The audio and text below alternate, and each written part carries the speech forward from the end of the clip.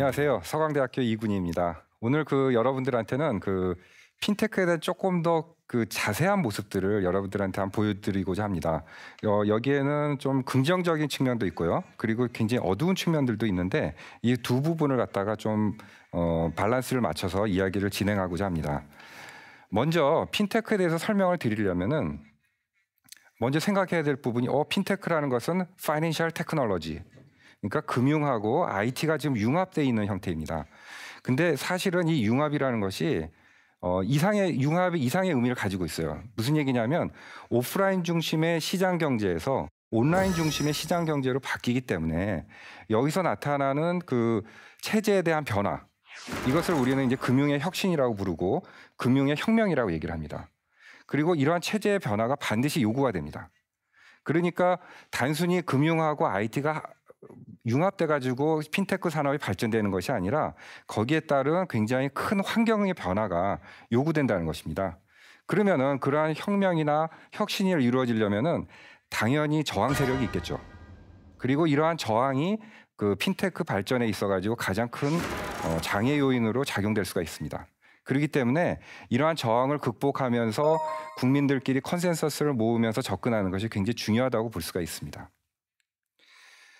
자, 핀텍이라고 하는 것은 일단 편리하냐, 두 번째는 싸냐, 효율성이 어느 정도 되는지.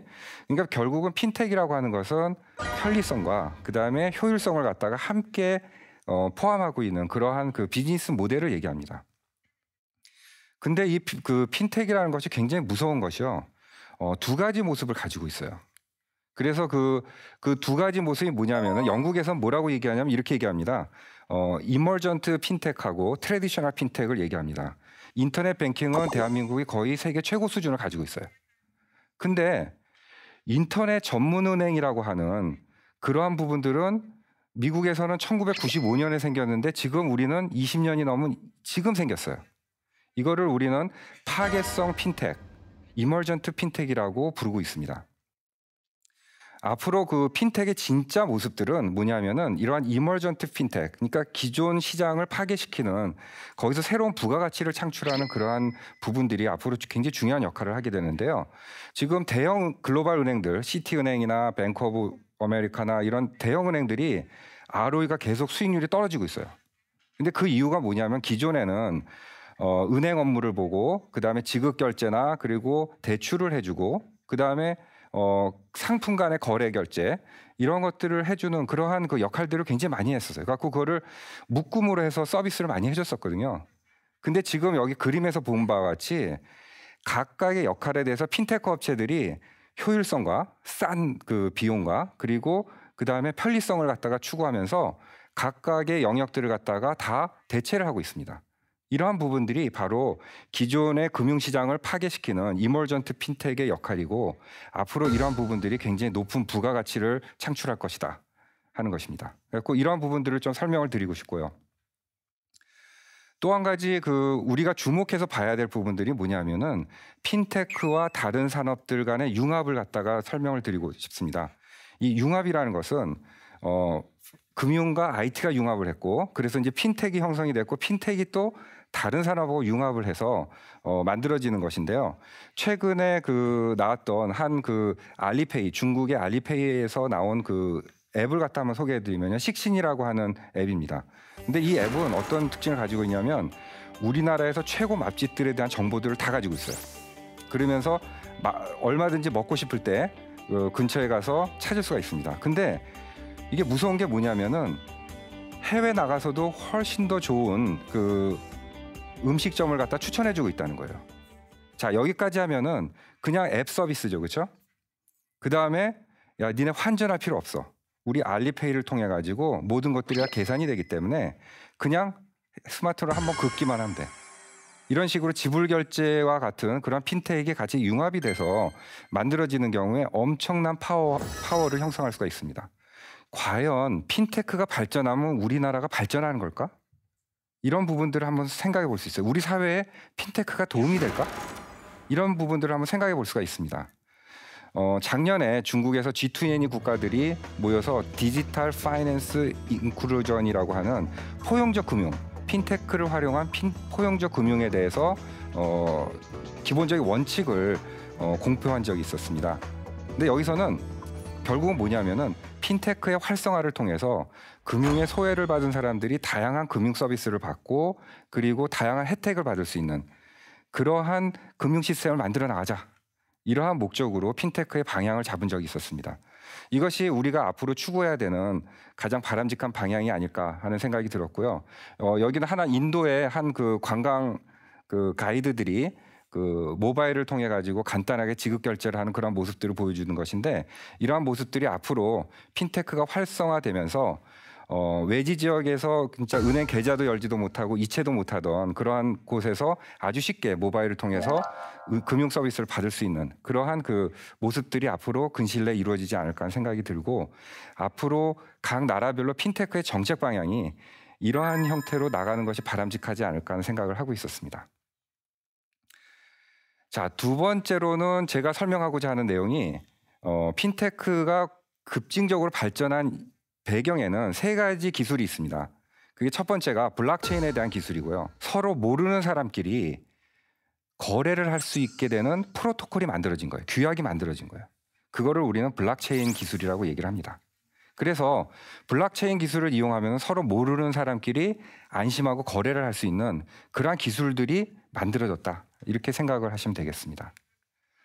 두 번째는 빅데이터에 대한 등장이고요. 빅데이터를 통해 가지고 강력한 데이터들을 갖다 우리가 처리할 수 있는 능력이 생겼다는 것이 되고 그다음에 세 번째는 인공지능의 등장입니다.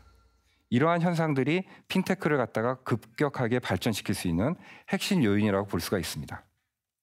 다음으로 저희가 설명하고자 하는 것은 그 핀테크가 발전하면서 기존의 저항이 존재한다고 그랬었죠. 금융의 그 감독 규제나 금융에서 정부 중심의 어떤 감독 규제가 오프라인 중심으로 돼 있기 때문에 이걸 변화시킬 수밖에 없는 상황입니다. 그래서 지금의 형태에서 바꾸지를 않으면은 핀테크가 올바르게 발전을 할 수가 없게 됩니다. 영국에서는 그 기존에 있던 그 금융감독원을 폐지시키고 FCA라고 하는 굉장히 독특한 그 감독 체계를 바꾸게 됩니다. 이 FCA라고 하는 그 감독 체계는 민간 주도의 그 협의체이고 그리고 두 가지 목적을 가지고 있어요. 금융 소비자 보호와 공정한 경쟁입니다. 기존에 있던 금융 감독이 너무 엄격하기 때문에 다양한 형태의 그 핀테크의 비즈니스 모델을 커버를 못하고 있다는 문제점을 가지고 있어서 이러한 형태로 바꾸게 됐고요. 그리고 지금은 핀테크에서 가장 그 앞서가는 나라로서 발전할 수 있게 되었습니다. 우리나라의 경우에 있어서는 전자금융법도 있고요, 은행법도 있고, 신용정보법, 자본시장법 아주 다양한 그 영역의 그 규제들이 있습니다. 자, 이런 식으로 너무도 그 나누어져 있는 그런 규제 때문에 하나의 새로운 비즈니스 아이디어를 가지고 핀테크를 하려고 그러면 너무 힘든 거예요. 그리고 많은 규제들이 지금 겪고 있기 때문에 이러한 부분들을 갖다 해소하지 않고서는 도저히 핀테크 산업이 발전될 수가 없기 때문에 이러한 부분들에 대한 적극적인 규제 개혁의 노력이 필요한 환경이라고 얘기할 수가 있습니다. 자, 마지막으로 앞으로 우리가 해야 되는 길이 무엇이냐를 갖다 말씀을 드리고 마무리를 하겠습니다.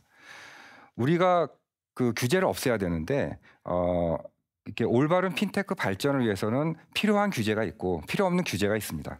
그리고 그거를 잘 솎아내는 것이 우리가 그 앞으로 나가야 되는 방향인데 그거를 판단을 하려면은 기본적인 원칙이 좀 있어야 돼요. 그래서 한 세 가지 정도의 그 원칙을 여러분들한테 제안을 하고자 합니다.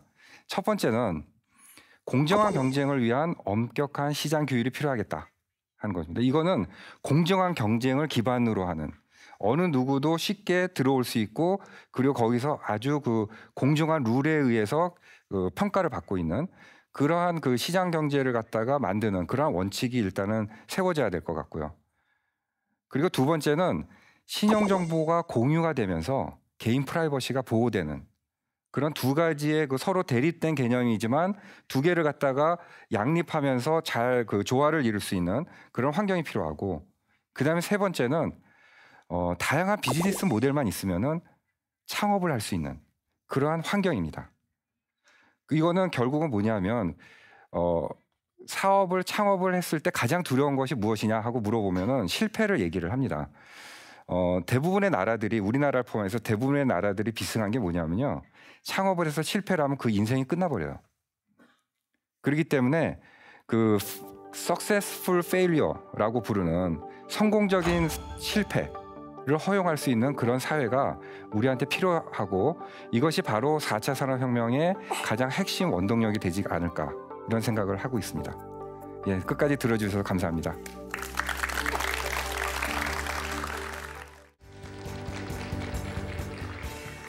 네, 이렇게 지금까지 4차 산업혁명의 시대, 금융혁명, 핀테크에 대해서 이야기를 나눠봤는데요. 지금 방청석에 KDI 스쿨 학생분들이 와 계세요. 아마 강연 들으시면서 궁금한 내용들이 꽤 있으셨을 것 같거든요. 그러면 저희가 궁금한 내용 질문하고 답변을 들어보는 시간 가져보도록 하겠습니다. 혹시 난 이거 물어봐야겠다라고 생각하셨던 분 있으신가요? My question is what do you think? Do we need a special education for the effective use of internet and financial technology? 예, 금융 산업에 있어서 그 핀테크가 이제 발전을 하려면은 다양한 형태의 그 규제들이 많이 필요합니다. 그렇기 때문에 핀테크 산업이라는 것이 그 나라별로 굉장히 다르게 나타날 수가 있거든요. 예를 들어서 중국 같은 경우에는 거의 그 금융 규제에 대한 그 기반이 없기 때문에 굉장히 쉽게 모든 것들을 갖다 만들 수가 있는 반면에 우리나라 같은 경우에는 굉장히 엄격하게 모든 규제들이 만들어져 있기 때문에 쉽게 그 비즈니스 모델들을 만들기가 어렵습니다. 그렇기 때문에 나라별 특성에 따라서 굉장히 달라질 수가 있고요. 그럼에도 불구하고 우리가 앞으로 나가야 되는 방향이 핀테크의 가장 기본적인 원칙이라고 한다면은 그 보증인이나 담보 중심의 금융 서비스에서 신용 사회로 나가야 되는 미래의 모습들을 가지고 있고 그러기 위해서는 그 개인 신용 정보에 대한 공유가 굉장히 중요하다고 보고 있습니다. 그래서 그러한 부분들이 그 핀테크의 발전에 있어서 가장 핵심되는 부분이 아닐까 하는 생각이 듭니다.